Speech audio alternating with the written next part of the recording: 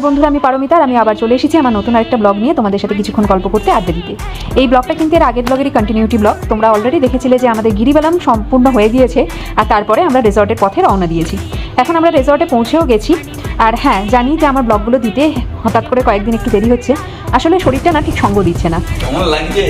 খুব সুন্দর। তবে আগামীকাল থেকে আবার রোজ ব্লগ আসবে, তোমরা জাস্ট আমাদের সঙ্গে থেকো আর ব্লগটা শেষ পর্যন্ত দেখো। অনেক কিছু সারপ্রাইজ আর অনেক কিছু সুন্দর সুন্দর মুহূর্ত আছে যা তোমাদের সাথে আমি শেয়ার করে নিতে চাই সেইগুলো। এখন আর কি, চলো তোমাদের সাথে রুম ট্যুরটা দিয়ে দিই।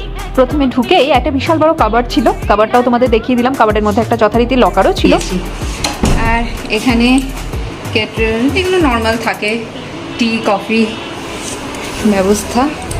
এখানে একটা ডেস্কের মতন আছে, টিভি। এখানে একটা ওয়ার্কিং ডেস্ক আছে, চেয়ার আছে।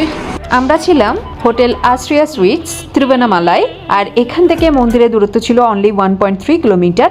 আর আমরা এখানে নিয়েছিলাম সুপিরিয়ার ব্যালকনি সুইটস।